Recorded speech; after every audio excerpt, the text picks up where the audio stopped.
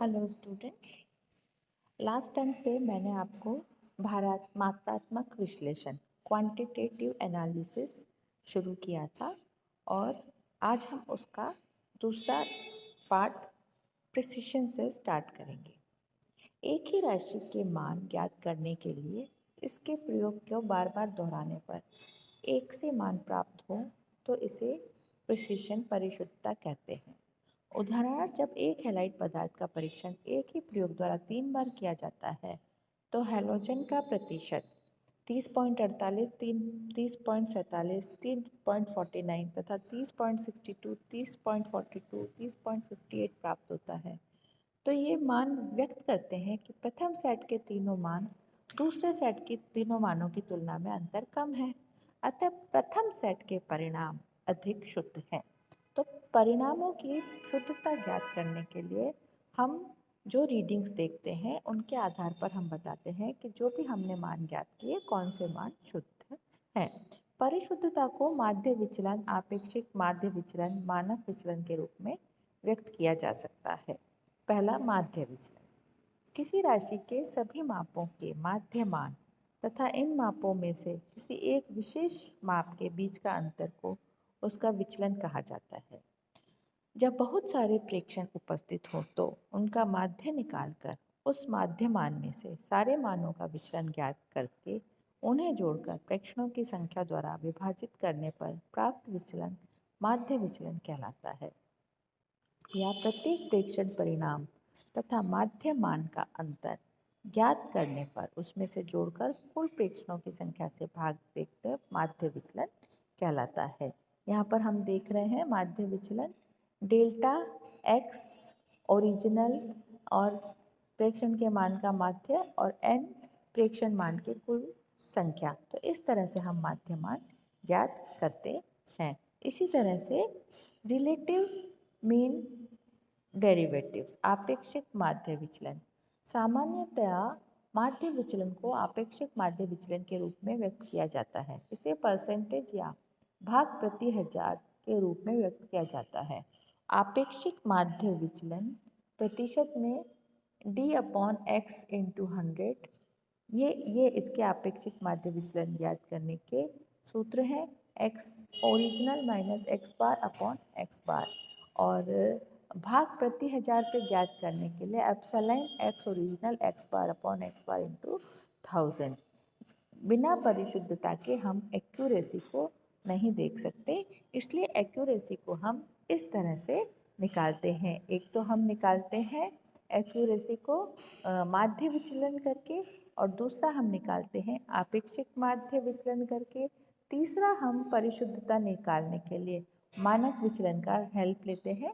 सांख्यिकी में परिशुद्धता के मापन के लिए सामान्यतः मानक विचलन का उपयोग किया जाता है।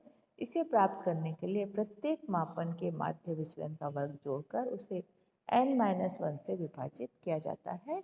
इस पूरी राशि का वर्गमूल लिया जाता है। मानक विचलन को प्रेक्षणों के माध्य द्वारा विभाजित किया जाता है। आपेक्षिक मानक विचलन प्राप्त होता है। तो सांख्यिकी के उपयोग आने वाला ये एक महत्वपूर्ण मानक विचलन है। अब हम इसका एक एग्जाम्पल देखते हैं कि यदि ए भी एक यौगिक है, ए की प्रतिशतता 32.64, 32 ये जो वैल्यू है ए की प्रतिशतता है, इसका माध्यमिक विचलन और आपेक्षिक माध्य विचलन ज्ञात करना है। तो पहले सूत्र में हमने रखा x बार x1 plus x2 plus x3 plus x4 plus x5 upon 5। तो ये आ गया हमारा इसका रिजल्ट। और दूसरे सूत्र में हमने निकालने के लिए x1 minus x2, x2 minus x3, x3 minus x4, x4 minus x5 upon 5। तो ये आ गया इसका माध्य विचलन। अब आपेक्षिक माध्य विचलन अपॉन माध्य मान इंटू 100। तो माध्य विचलन अपॉन माध्य का मान इंटू 100 करने से हमको आपेक्षिक माध्य विचलन प्राप्त हुआ। तो इस प्रकार से हम जो यहाँ पर परिशुद्धता को ज्ञात करना चाहते हैं, किसी भी विलयन की, किसी भी यौगिक की परिशुद्धता को, उसको पहले माध्य विचलन, आपेक्षिक माध्य विचलन और उसके बाद मानक विचलन से ज्ञात किया जा सकता है। यहाँ पर जो हमने एक न्यूमेरिकल के माध्यम से माध्य विचलन और आपेक्षिक माध्य विचलन की गणना करके इसको समझा है। आगे है हमारा अगला टॉपिक, रासायनिक विश्लेषण में त्रुटियां। केमिकल एनालिसिस में कौन कौन से एरर्स मुख्य रूप से पाए जाते हैं? किसी प्रयोगकर्ता द्वारा समान परिस्थिति में एक ही परीक्षण को बार बार दोहराने से परिणाम में कुछ ना कुछ अंतर होता है। यह अंतर को त्रुटि कहा जाता है। अर्थात त्रुटि प्रयोगों द्वारा प्राप्त परिणाम में यथार्थता को व्यक्त करती है। त्रुटि E is equal to x a minus x t. तो प्रेक्षित मान और वास्तविक मान के अंतर को हम त्रुटि कहते हैं। अब त्रुटियों का वर्गीकरण, कोई भी एनालिसिस हम करते हैं तो उसमें त्रुटियां कितने प्रकार की होती है?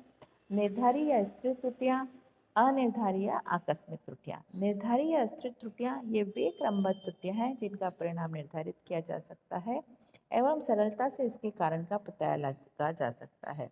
त्रुटियां निम्न हैं। पहली व्यक्तिगत त्रुटियां, क्रियात्मक त्रुटियां, और दूसरी उपकरणों व अभिकर्मकों के द्वारा की गई त्रुटियां, तीसरी विधि संबंधी त्रुटियां, चौथी योगात्मक एवं अनुक्रमिक त्रुटियां। तो ये निर्धारित त्रुटियां हैं। तो पहला हम इसको देखते हैं कि निर्धारित त्रुटियों में कौन कौन सी त्रुटियां आती हैं। इन त्रुटियों के लिए प्रत्येक विश्लेषणकर्ता को व्यक्तिगत रूप से उत्तरदायित्व होता है। ये त्रुटि विश्लेषक द्वारा ठीक से काम नहीं करने पर आती है।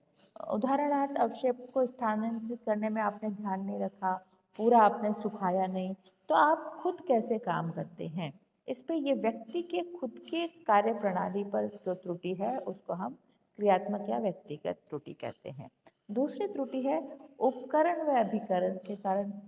अगर कोई उपकरण है उसके कारण त्रुटि आ जाती है, या आपने जो अभिकर्मक लिए हैं उसके कारण त्रुटि आ जाती है, या आपने कुछ चीज़ मेज़र की और बाट जो है या जो आप वेइंग मशीन काम में लेते हैं वो ठीक नहीं है, तो उपकरणों से उत्पन्न त्रुटियों को उपकरण व अभिकर्मक के कारण त्रुटियाँ। तीसरी त्रुटि जो है वो विधि संबंधी त्रुटि। विधि संबंधी त्रुटि में क्या है? प्रयोग को आपने गलत विधि से किया हो, इस कारण त्रुटि हो गई हो। अवक्षेपण को विलेयता होना हो, और दूसरे आपको धोने के लिए जो जैसे ये बताए हैं, अभिक्रिया का परिणात्मक रूप से पूर्ण न होना, सअवक्षेपण होना, पश्च अवक्षेपण होना, गर्म करने पर अपघटन हो जाना, अभिक्रिया मुख्य अभिक्रिया के साथ प्रेरिय व प्राप्त अभिक्रिया का होना, वर्णात्मक अनुपस्थिति द्वारा मुख्य अवयव के साथ उपस्थित अशुद्धियों से क्रिया करना। तो ये सब कारण है जो विधि संबंधी त्रुटियां, जो भी आपने प्रयोग को करने में विधि काम में ली है, उस विधि के विभिन्न पदों में आपने क्या क्या गलती करी, तो आपके विधि संबंधी त्रुटियां आएंगी जिससे परिणाम में फर्क पड़ेगा। इसके बाद है योगात्मक एवं अनुपातिक त्रुटियां। योगात्मक त्रुटि का मान विश्लेषित किए जाने वाले अवयव के मात्रा पर निर्भर करता है। अर्थात भारों में कुछ कमी या वृद्धि के कारण ये त्रुटि उत्पन्न होती है। उदाहरण के लिए, जब भारात्मक विश्लेषण में अवक्षेपण का चलन किया जाता है तो क्रूसिबल के भार में क्रिस्टल पत्र के रस के कारण कुछ कमी या वृद्धि हो सकती है। आनुपातिक त्रुटि मानक पदार्थ में उपस्थित अशुद्धि के कारण उत्पन्न होती है। तो ये निर्धारित त्रुटियां हैं। अब हुआ बात अनिर्धारित त्रुटियां। तो अनिर्धारित त्रुटियां क्या है? इन्हें आकस्मिक त्रुटि, एक्सीडेंटल एरर कहते हैं, जो एक प्रयोगशाला द्वारा एक समान परिस्थिति में अत्यधिक सावधानी से प्रयोग करने के बावजूद भी हो जाती है। ये ताप में परिवर्तन, वायु में कमी, धरती में आए आकस्मिक परिवर्तन, ये अनिर्धारित त्रुटियां हैं जो आप पूरी तरह से सावधानी से काम कर रहे हैं, उसके बावजूद भी इसी वजह से कोई त्रुटि आ जाती है। ये चित्र जो दिखाया गया है, ये चित्र व्यक्त करता है कि धनात्मक तथा ऋणात्मक अंतर समान रूप से पाए जाते हैं। यही परिणाम ज्ञात करने के लिए बार बार ज्ञात किए मानों का गणितीय माध्य निकाला जाता है। तो ये अनिर्धारित त्रुटियां हैं जो किसी और वजह से, किसी भी कारण से, आकस्मिक कोई भी एक्सीडेंटल फैक्टर हो सकता है जिसकी वजह से ये त्रुटियां होती हैं। इसके बाद है त्रुटियों को मिनिमाइज कैसे करें हम। तो कोई भी हम प्रयोग करते हैं तो उसमें त्रुटि आने से रिजल्ट उसके गड़बड़ हो जाते हैं, तो हम त्रुटियों को मिनिमाइज कैसे करें। किसी परिणात्मक रासायनिक विश्लेषण में त्रुटियों को पूर्ण रूप से समाप्त करना संभव नहीं होता। इस पर त्रुटियों में संशोधन कर उन्हें न्यूनतम किया जा सकता है। निर्धारित त्रुटियों को आसानी से संशोधित किया जा सकता है। परंतु वे ही अनिवार्य निर्धारित त्रुटियां हो सकती हैं जो निर्धारित त्रुटियों के कारण उत्पन्न होती हैं। इन्हें न्यूनतम करने के लिए निम्न विधियों का प्रयोग किया जाता है।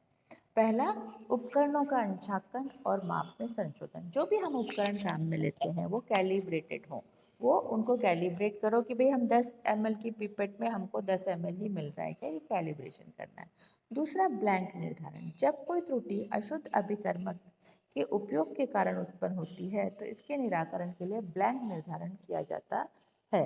फॉर एग्जाम्पल, सिल्वर क्लोराइड के भारात्मक विधि का आकलन करने के लिए इससे प्रयुक्त HNO3 या आसुत जल के Cr आयन अशुद्धि के रूप में त्रुटिपूर्ण परिणाम उत्पन्न करते हैं। इसके लिए दिए गए नमूनों के अलावा अन्य सभी अभिकर्मकों का उपयोग करते हैं। अलग से प्रेक्षण लिया जाता है और इसकी उस प्रेक्षण के परिणाम से तुलना की जाती है जिससे नमूने को काम में लिया गया है। इससे त्रुटि को न्यूनतम किया जा सकता है। तीसरा, समानांतर निर्धारण द्वारा। इसमें एक विश्लेषक के लिए एक से अधिक बार प्रेक्षण वस्तुओं द्वारा परिणाम प्राप्त किया जाता है। यदि परिणामों के मान एक समान प्राप्त होते हैं तो ये विश्लेषण की विश्वसनीयता को व्यक्त करते हैं। इससे व्यक्तिगत कारणों से हुई त्रुटि का निराकरण हो जाता है। अच्छा, लास्टली कुछ और विधियां जो बताई है, विश्लेषण के लिए एक से अधिक विधियों का उपयोग करके भी त्रुटि को न्यूनतम किया जा सकता है। जैसे आयरन के आकलन के लिए अपन भारात्मक विधि भी काम में ले सकते हैं और आयतनात्मक विधि भी काम में ले सकते हैं। तत्पश्चात दोनों के जो रिजल्ट है उनको कंपेयर करके हम त्रुटि को कम कर सकते हैं। तो इस प्रकार हम देखते हैं, हमने देखा आज के इस चैप्टर में कि हम कोई भी प्रयोग करते हैं तो उसकी परिशुद्धता को कैसे मापते हैं। उसके बाद हमने देखा कि प्रयोग में किन किन कारणों से त्रुटियां आती हैं। तो इसमें हमने दो तरह के कारण देखे, एक निर्धारित कारण और एक अनिर्धारित कारण। फिर निर्धारित कारण में हमने 4 विधियां देखी, काम करने में कैसे होता है, उपकरणों की वजह से कैसे होता है, विधि से कैसे होता है, और कुछ अनअवॉइडेबल कंडीशन है जो त्रुटियां उत्पन्न करती हैं। इसके बाद हमने देखा कि त्रुटियों को न्यूनतम कैसे किया जाए। तो न्यूनतम करने में हम उपकरणों का अंशांकन करें, ब्लैंक का निर्धारण करें, समानांतर निर्धारण करें, या फिर एक से अधिक विधियों का उपयोग करके भी हम रिजल्ट कंपेयर करके त्रुटियों का निर्धारण कर सकते हैं। तो आज मैंने आपको जो ये चैप्टर पढ़ाया है ये इनऑर्गेनिक केमिस्ट्री पेपर 1 का यूनिट 5 है। और ये जो चैप्टर है आपका, ये आपके प्रैक्टिकल से संबंधित सिलेबस को भी कवर करता है। तो आप इस चैप्टर को theory as well as practical दोनों के रूप में पढ़ सकते हैं। Thank you.